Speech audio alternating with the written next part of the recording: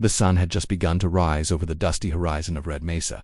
The small frontier colony stirred slowly, dust curling in the wind, the distant hum of hovercarts rolling across the rough terrain, and the occasional shout of a worker tending to the stubborn soil. Tom, a lanky man with a worn cowboy hat and boots scuffed from years of travel, adjusted the strap of his satchel as he walked down the main street. His pockets were empty, and his stomach protested with every step.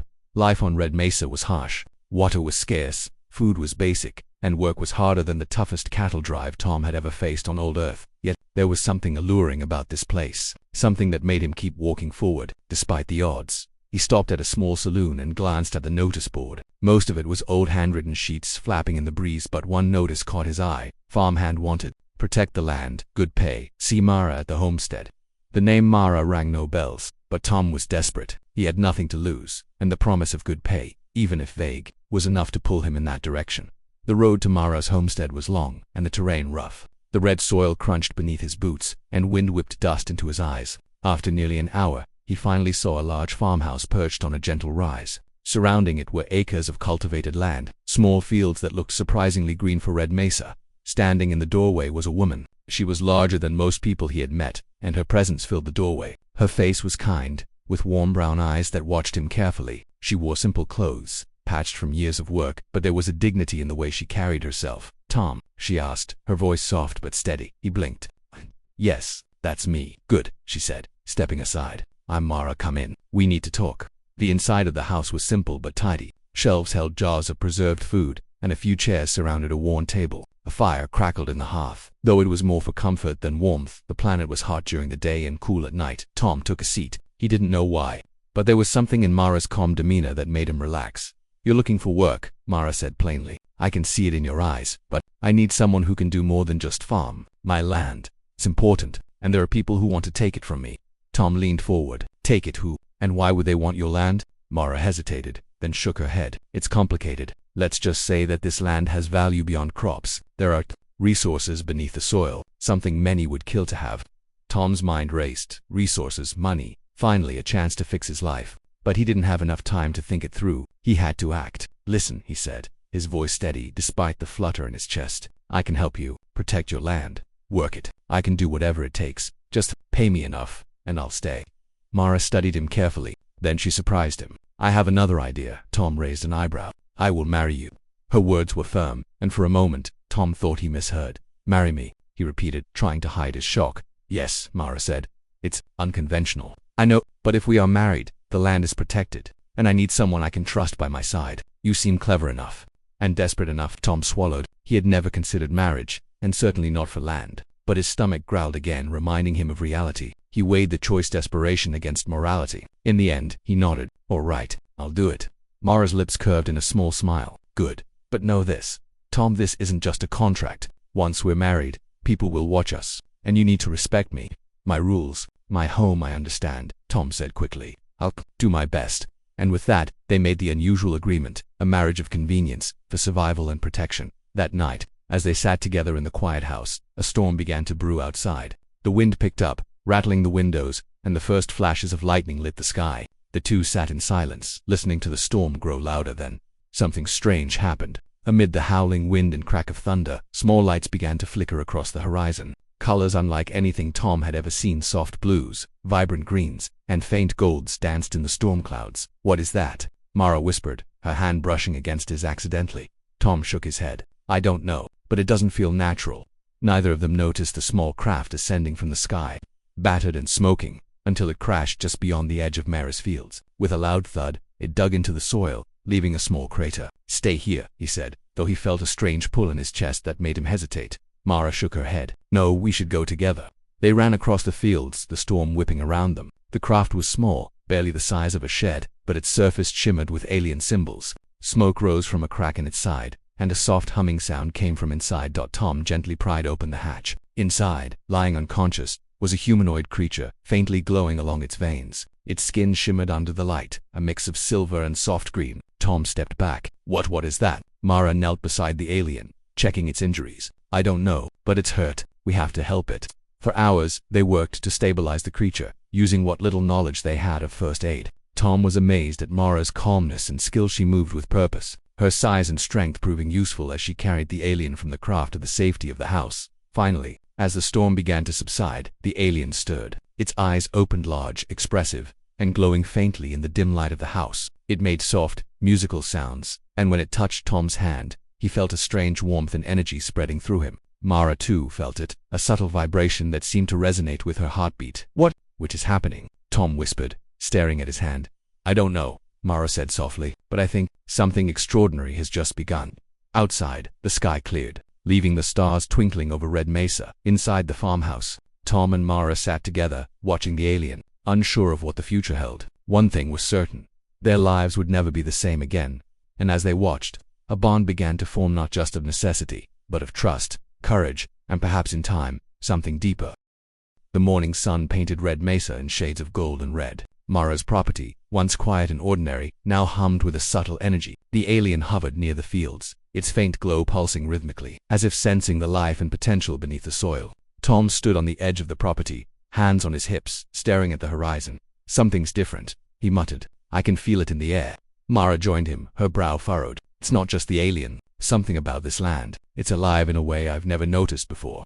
The alien floated closer, its glowing veins brighter than usual. It made the soft melodic hum again, and this time, Mara felt the vibration deep in her chest. It was like the land itself was speaking through the alien. Look, she said, pointing to the small rise in the distance. The alien wants us to go there. Tom nodded, tension in his shoulders. Then let's see what's hiding. They gathered basic tools, shovels, lanterns, and a few containers and followed the alien toward the rise. As they walked, Mara explained, I've always known the land was fertile, but my father said there were places that even he never touched. Forbidden spots, he called them. Maybe that's what this is. When they reached the rise, they found a small cave entrance, partially hidden by rocks and vines. The alien hovered at the opening, its glow reflecting on the walls. Mara ran her fingers over the surface. Strange symbols, similar to those etched on its ship, were carved into the rock. This isn't just a cave, Mara whispered. It's a vault. Something is hidden here. Tom knelt, brushing away dust and small stones. As he worked, the ground beneath their feet began to hum softly, responding to the alien's presence. Mara watched OHO written across her face. I don't know what's inside, she said, but it feels powerful, like it could change everything for Red Mesa. Tom straightened. If it's powerful, someone else will come for it. We need to be careful. They entered the cave slowly, the alien floating ahead, casting light across walls covered in more symbols. The air was cool and still, carrying a faint scent of minerals and energy. Deeper inside, they discovered a series of crystalline formations, glowing faintly in the dim light. The alien pulsed brighter, and suddenly a vision appeared. Mara gasped. In her mind, she saw the land not just as fields and soil, but as a hub of energy, machines that could fly across planets, crops that could feed entire colonies, and a community thriving where Red Mesa now sat. The alien was showing them the potential hidden beneath their feet. Tom's eyes widened. This could change everything, not just for us, but for everyone. Mara nodded, her hands trembling slightly. That's why they want my land. They know what's here, even if they don't understand it. The alien pulsed again, and Tom felt energy surge through him. Suddenly, he could see faint patterns in the soil lines that marked mineral deposits, water veins, and energy currents flowing just beneath the surface. Mara's hand touched his arm, and she felt it too. We can use this, Mara whispered, where we can protect the land and make it thrive. Tom looked around the cave, then at Mara. And we won't be alone. The alien, it's helping us, but we have to learn how to use it. Over the next days, they experimented. The alien's energy seemed to enhance their efforts. Crops grew faster, soil became richer, and small automated machines they repaired began functioning beyond their expectations. Mara organized workers from the town, showing them how to harness the energy safely. Tom designed clever tools and irrigation systems that amplified the alien's abilities. But they were not the only ones interested. Corporate enforcers had not forgotten their previous failure. One morning, Mara spotted a hovering ship at the edge of the property, far enough to be unnoticed but close enough to spy. Tom tensed. They're scouting, he said. They haven't given up. Mara's jaw tightened. We'll be ready. We have something they don't. Knowledge. And something more. As they continued their work, the alien began to show them more visions. Each was a puzzle, a lesson in understanding the energy of the land. Tom learned to sense weak points in the soil, areas that could grow more efficiently if nurtured. Mara discovered natural ways to channel the energy, turning barren spots into fertile fields. One evening, as the sun dipped low, Mara and Tom stood in the middle of a glowing field. The alien hovered above, pulsing with light. Look at this, Mara said softly. All of this. From our land. From our hard work. And a little help. Tom smiled, a rare feeling of pride swelling in his chest. I never thought I'd say this, but I'm glad we made that deal. Even if it started as, well, you know, a selfish plan. Mara laughed lightly. It wasn't selfish anymore, was it? It's more than that now. We're building something that matters. The alien pulsed once, then hovered near Mara. She placed her hand on its glowing form, feeling warmth and reassurance. Tom watched, realizing that this creature, once a stranger, had become part of their lives. Their bond was growing stronger, and with it, their understanding of the land's hidden potential. But danger was never far away. That night, as they rested in the farmhouse, a message arrived. A small drone, barely larger than a bird, had slipped through unnoticed. Its recordings were clear. The corporation was sending more enforcers, better equipped and determined to take the land by force. Mara studied the images, her face stern. They're not coming to negotiate. They want everything. Tom clenched his fists. Then we won't give it to them. We fight. We protect our land and our future. The alien floated between them, glowing softly. Mara understood its message without words. Trust in your strength. Work together and protect what is sacred. The next morning the duo prepared for the coming conflict. Tom repaired traps and reinforced fences, while Mara coordinated workers and planned strategies. The alien's energy amplified their efforts, creating fields that could resist machinery and grow crops at extraordinary speeds. As the sun rose higher, painting Red Mesa in bright light, Tom looked at Mara. I used to think survival was just about making it through the day, but now it's about more. It's about building something that lasts. Together. Mara smiled, her eyes reflecting the alien's glow. And nothing, not even the corporation, will take it from us. The alien pulsed once more, a gentle hum that filled the air. Red Mesa, quiet and strong, seemed to respond. The land was alive with potential, and its guardians were ready. Tom. Mara and the alien stood together, united by purpose, knowledge, and trust. The secret of the land was revealed, and now they were ready to face whatever challenges came next. Little did they know, the corporation's arrival would test everything they had learned. Not just their courage, but their ingenuity, their bond, and the very heart of Red Mesa itself. And in that moment, standing on the glowing land they had begun to understand, Tom realized one undeniable truth. They were no longer just surviving. They were shaping the future. The night had changed everything, and now, the days ahead promised even greater trials, and even greater triumphs. The morning after the storm, Red Mesa looked calm, almost peaceful. The crimson soil glistened where the rain had fallen, and the distant mountains were dusted with clouds. But inside Mara's farmhouse, the air buzzed with tension. Tom sat at the table, rubbing his hands together. I still can't believe what we saw last night, he said, glancing toward the small figure lying on the cot. The alien stirred occasionally, its faintly glowing veins pulsing softly. Mara, sitting across from him, nodded. Her hands were busy preparing a simple breakfast, but her mind was elsewhere. We need to figure out what it is, and why it came here. It's not just an accident. Tom frowned. Why us? Why your land? Mara sighed. I don't know yet, but something about this land. It attracts attention, always has. Maybe it's more than just fertile soil or water. Maybe it's rare minerals or energy fields. Before Tom could reply, the alien's eyes opened fully. They glowed softly, like pale lanterns in the dim room. It looked around, confused and wary. Then, it turned its gaze toward Mara, and a strange hum escaped its throat. Did it just speak? Tom asked. Mara shook her head. Not in words. It's more like music, or a feeling. Listen. The alien hummed again, and this time, Tom felt it in his chest. It was as if tiny threads of energy wrapped around his heart, filling him with warmth and clarity. Mara's hand brushed against his, and he noticed she felt it too. A strange bond had formed between them. It's trying to communicate, Mara said softly, but not like humans do. I can feel what it wants to say, sort of. It wants to be safe, and it wants us to protect something. Tom's eyes widened. Protect something, like the land? Mara nodded. I think so. Maybe it knows what's hidden here. Something we can't see yet. Over the next few days, the alien slowly regained strength. Its movements were cautious, but graceful. It could levitate slightly off the ground, and its glowing veins pulsed brighter when it approached certain areas of Mara's land. Tom spent his time working the fields, though he could hardly focus. Every time he looked at Mara, he saw a new kind of determination in her eyes. The marriage of convenience, which had begun as a simple deal, was starting to feel real one afternoon. As the alien hovered near the edge of the property, it pointed toward the distant hills, pulsing in soft patterns. Mara studied the signals carefully. It's showing us something. There's something there. Something important. Tom squinted at the hills. They looked like ordinary Red Mesa rocks and soil. Just hills, he said. Mara shook her head. No, the alien knows more than we do. We need to investigate. That night, armed with lanterns and determination, Tom and Mara followed the alien toward the hills. The wind was gentle, carrying the scent of wet soil and distant wildflowers. As they climbed, the alien's glow grew brighter, lighting their path.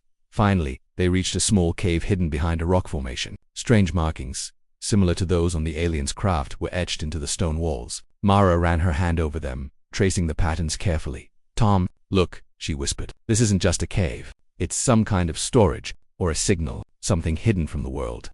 Tom stepped closer, examining the markings. "Do you think it's valuable?" Mara shook her head. "More than valuable. This could change everything for Red Mesa, for everyone here. But it's dangerous too. Whoever comes after this alien, they'll want it too." Suddenly, the ground trembled. Tom grabbed Mara's hand instinctively. From the horizon, a group of hovering vehicles appeared, moving fast across the plains. Corporate enforcers. They must have tracked the alien to Mara's land. "They're coming," Tom said, his voice tense. "We have to protect it. And the cave." Mara's eyes hardened. "We will, together." Back at the farmhouse, they prepared. Tools became weapons. Fences were reinforced, and the alien hovered in the center of the field. Its glow now bright enough to cast shadows across the house. That night, the first wave of enforcers arrived. Their machines stomped across the fields, scanning for the alien. Tom and Mara hid, watching carefully, waiting for the right moment. The alien pulsed with energy, and suddenly, a protective shield formed around the property. The machine's weapons struck the invisible barrier, sparks flying, but the shield held firm. Mara gasped. It's protecting us." Tom grinned. "Guess your alien friend isn't just pretty to look at." Together, they launched a counterattack, not with violence but with clever tactics. Tom led the machines into trap pits filled with sticky soil and vines, while Mara used the terrain to her advantage, signaling the alien to amplify its energy at precise moments. By dawn, the enforcers had retreated. The alien hovered, exhausted but calm, its glowing veins dimming as if resting. Tom and Mara sat on the porch, breathing heavily. "That was too close," Tom said. Mara nodded. "But we survived. And we learned something important. This land, it's special. And now we know it's worth fighting for." Tom looked at Mara, noticing for the first time the softness in her eyes, the quiet strength she carried. I never thought I'd say this," he admitted, "but I'm glad I'm here, with you." Mara's cheeks warmed slightly. "Me too," she said quietly.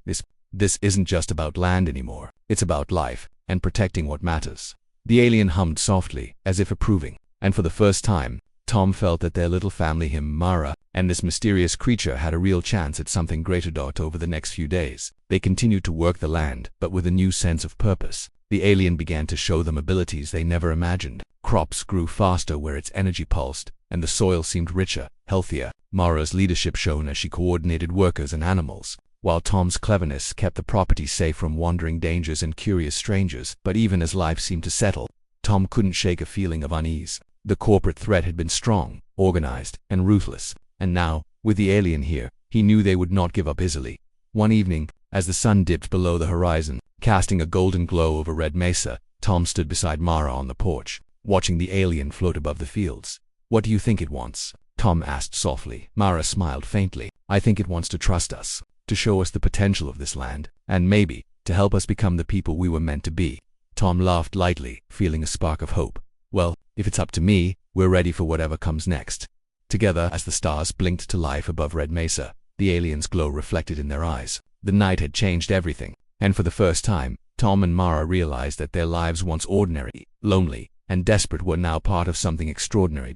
The future was uncertain, dangerous, and full of challenges, but for the first time in a long while, they felt powerful. And they knew one thing for certain: nothing would ever be the same again.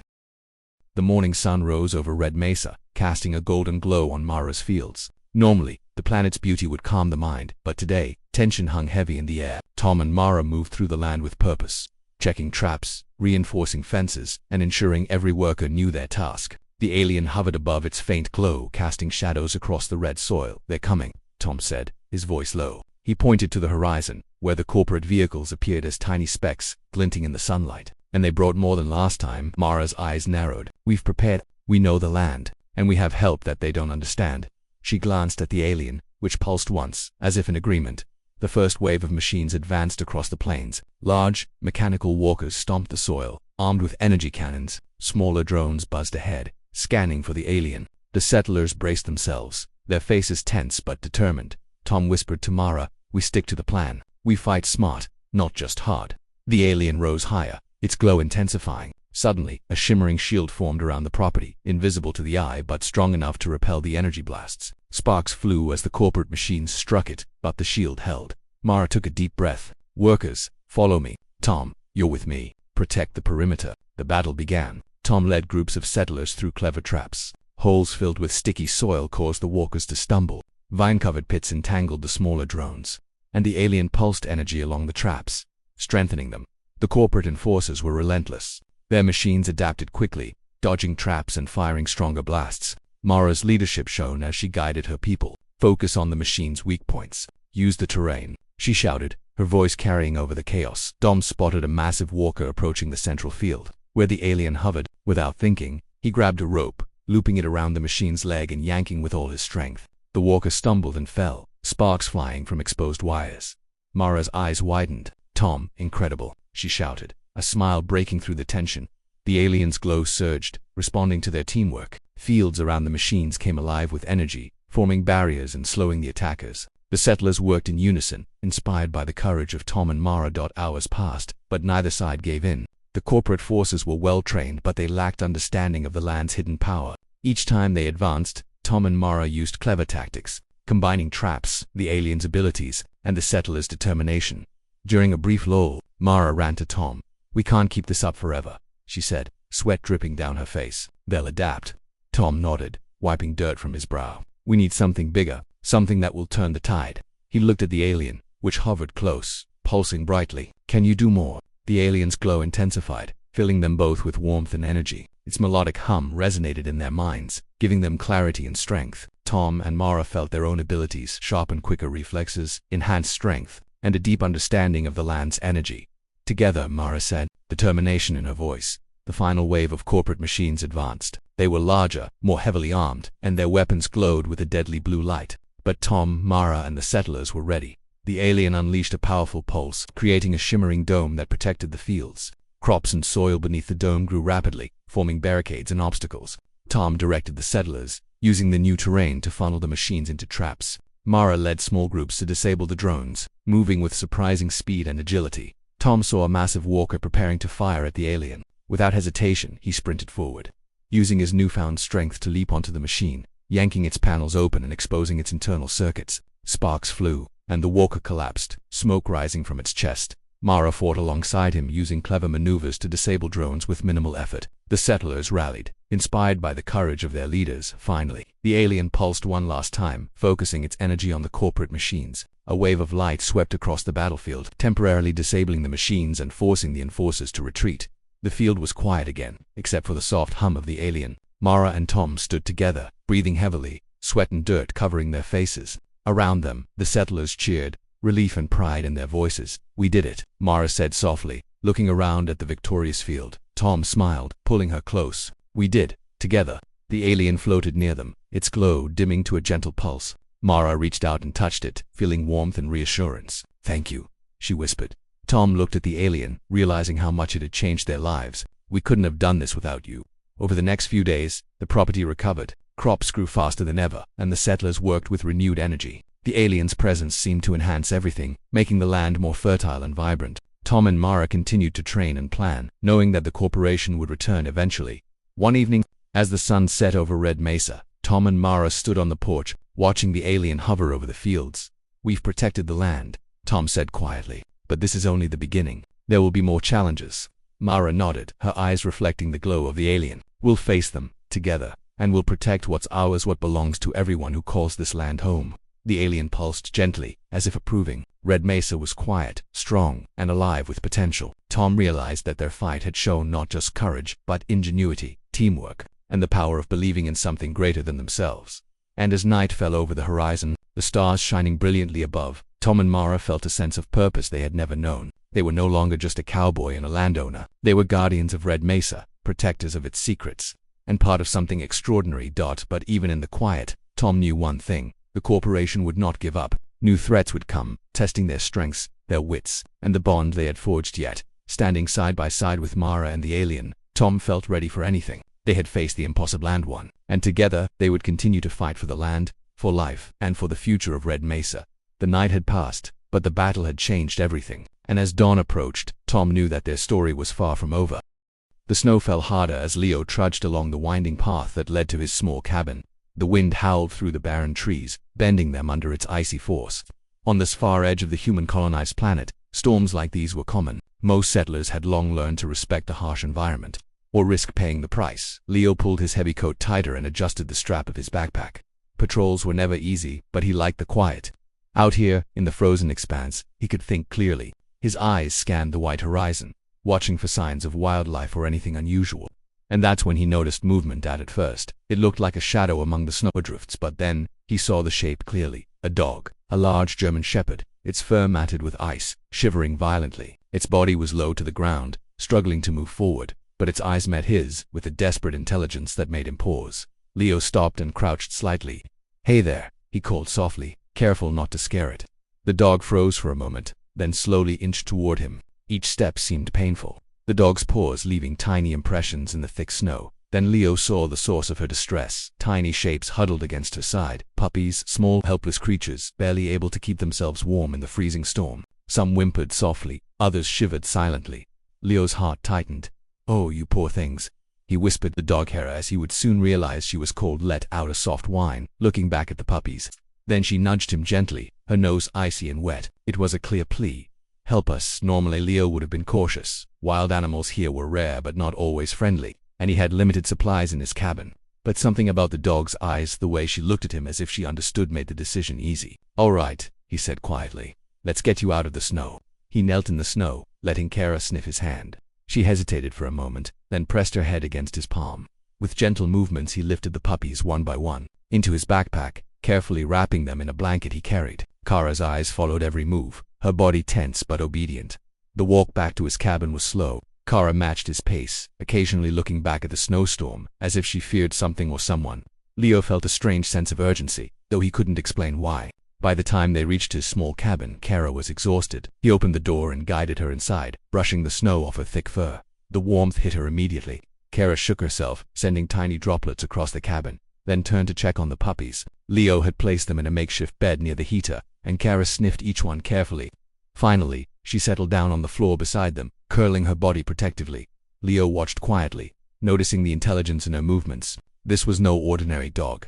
There was an awareness in her eyes, a deep understanding of the situation, almost as if she knew the danger she and her puppies had. Narrowly escaped, he went to the small kitchen area and poured some water into a bowl. Kara approached cautiously, drinking in small sips. Leo added some of the food he had for his own rations, unsure if she would eat it. But Kara, hungry from the storm, devoured it quickly, still keeping one eye on him.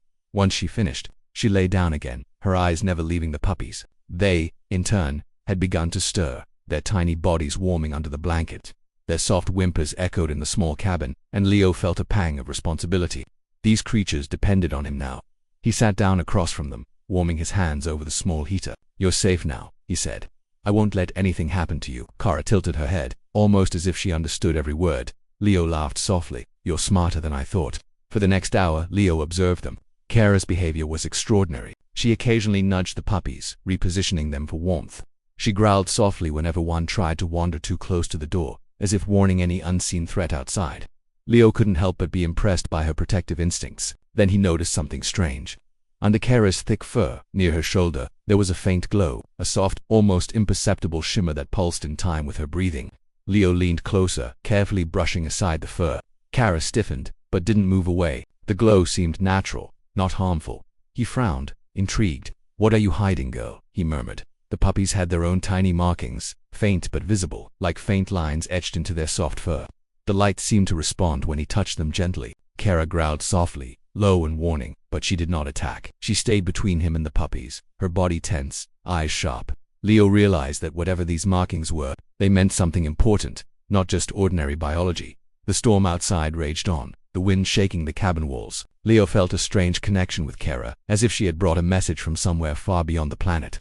He didn't understand it yet, but he knew that this night was only the beginning of something unusual. Finally, Kara settled down completely, her body covering the puppies. They all seemed to relax under her protection. Leo watched them, feeling a mix of awe and curiosity. The storm outside could rage all it wanted. They were safe for now, and that was what mattered. As he prepared a small bed for himself near the heater, Leo couldn't shake the thought that Kara wasn't just a dog, and the puppies weren't just ordinary creatures. Something about them felt different, intelligent, almost alien. He drifted into a light sleep, listening to the storm and the soft breathing of Kara and her litter. Somewhere deep inside, he knew that the next days would reveal secrets far beyond his understanding, secrets that could change the way humans saw life on this frozen planet. And Kara, the shivering German shepherd who had begged for help in the snow, had chosen him to witness it all.